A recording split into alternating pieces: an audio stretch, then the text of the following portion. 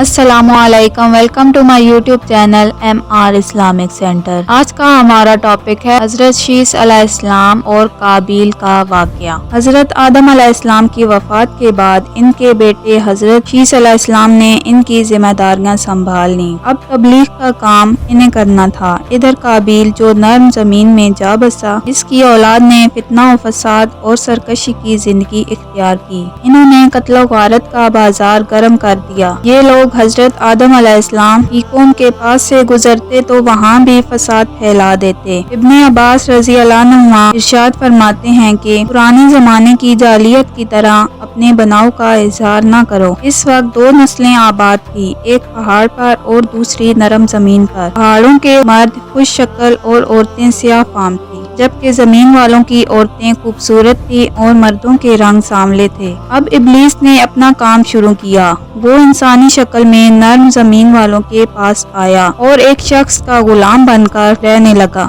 پھر اس نے بانسری کی شکل کی ایک چیز ایجاد کی اور اس کو بجانے لگا۔ لوگ اس آواز پر لٹو ہو گئے، اس کے گرد بھیڑ لگا کر سننے لگے۔ پھر ایک دن میلے کا مقرر ہو گیا، اس میں ہزاروں مرد اور عورتیں جمع ہونے لگیں۔ اتفاق سے وہاں ایک دن ایک پہاڑی آدمی بھی آ گیا۔ اس نے میدانی عورتوں کے حسن و جمال کو دیکھا اور اپنے قبیلے والوں سے ان کے حسن و جمال کا ذکر کیا۔ اب وہاں کے لوگ کثرت سے میدانی علاقے میں آنے لگے۔ اس طرح آہستہ آہستہ مردوں اور عورتوں میں اختلاف بڑھ گیا، بدکاری اور زنا عام ہو گئے، جبکہ یہ کام شیث علیہ السلام کی شریعت میں حرام تھے۔ یہ سب بیان کرنے کے بعد ابن عباس رضی اللہ عنہما فرماتے ہیں کہ یہی تفسیر ہے اور قدیم جاہلیت سے یہی مراد ہے، کیونکہ ان لوگوں نے زمین میں ایک عظیم فساد اور انتشار برپا کر رکھا تھا۔ شیث علیہ السلام اپنی قوم کے لوگوں کو سمجھاتے رہے کہ وہ ان شریر اور فسادی لوگوں کے ساتھ میل جول نہ رکھیں، لیکن شیطان مسلسل انہیں ورگلاتا رہا، یہاں تک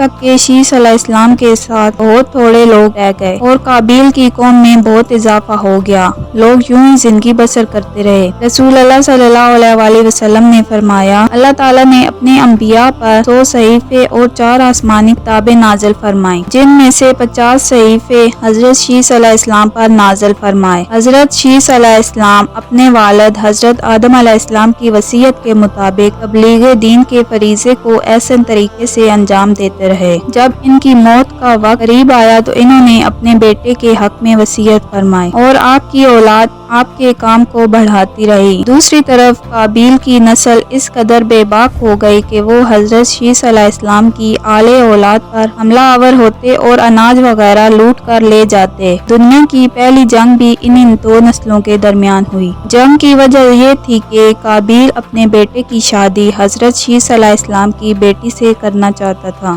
لیکن حضرت شیث علیہ السلام اس شادی کے خلاف تھے اور حضرت آدم علیہ السلام نے وفات کے وقت حضرت شیث علیہ السلام کو نصیحت کی تھی کہ اے میرے جانشین، میرے بعد تقوی اختیار کرنا اور اپنی نسل کو قابیل سے پاک رکھنا۔ ایسا ہی ہوا۔ حضرت شیث علیہ السلام نے شادی سے انکار کیا، جس پر قابیل کے بیٹے حضرت شیث علیہ السلام کی اولاد میں سے لڑکی کو اٹھا کر لے گئے، جس پر حضرت شیث علیہ السلام نے اللہ کے حکم سے قابیل کے لشکر پر حملہ کیا اور انہیں تہس نہس کر کے لڑکی کو آزاد کروا لیا۔ مسلمان، یہودی اور عیسائی اس بات پر متفق ہیں کہ اس وقت دنیا میں جتنے بھی لوگ موجود ہیں وہ نسل شیث علیہ السلام سے ہی ہیں، کیونکہ حابیل 20 سال کی عمر میں شہید کر دیے گئے اور ان کا کوئی جانشین نہ تھا۔ قابیل اور اس کی اولاد شیطان کی پیروکار بنی، جس کو طوفان نوح میں غرق کر دیا گیا۔ اس لیے نسل انسانی صرف اور صرف حضرت آدم علیہ السلام کے بیٹے حضرت شیث علیہ السلام سے ہے۔